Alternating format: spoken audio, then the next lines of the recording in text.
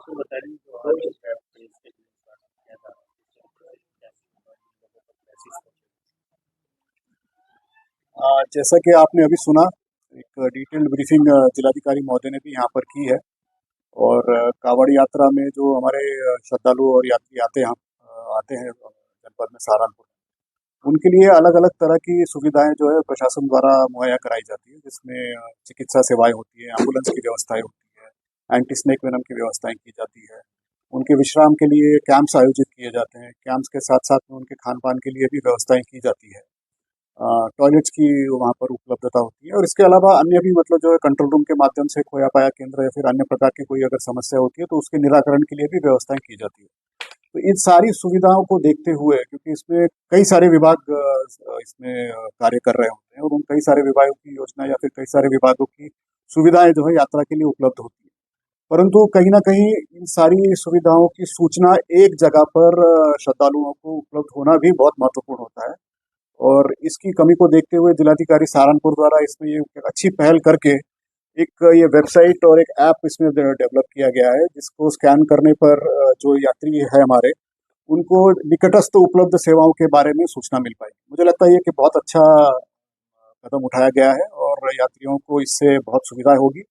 उनको अगर किसी चीज़ की आवश्यकता पड़ती है तो जल्द से जल्द उस सुविधा को प्राप्त करने के लिए ये ऐप और ये वेबसाइट जो है कारगर साबित होगी। बहुत बहुत धन्यवाद। करूँ पहुँचाने के लिए क्या उसको स्कैन करने के लिए पम्पलेट्स या कुछ इस तरह के निश्चित रूप से आप सबके साथ में जो ये संवाद किया जा रहा है, जिलाधिकारी और कप्तान साहब यहाँ पर दोनों उपस्थित हैं। ये उसी का एक भाग है कि आपके माध्यम से भी इस सूचना को यात्रियों तक अलग अलग माध्यमों के माध्यम से उन तक पहुंचे। और साथ में जो ये क्यूआर कोड है, ये पैम्फलेट या फिर जो सूचना फलक होते हैं जगह जगह पर लगाए जाते हैं, हमारे कैंप्स भी होते हैं, वहां पर भी इसकी सूचना उपलब्ध कराई जाए।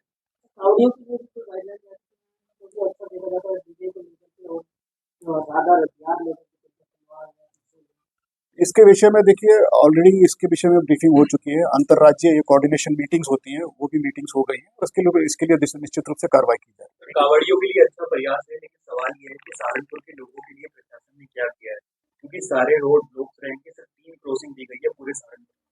तो उनके लिए क्या रहेगा? अगर हॉस्पिटल की बात है, बच्चों के लिए बात है, तो सीनियर सिटीजन है, उसके लिए क्या व्यवस्था की गई?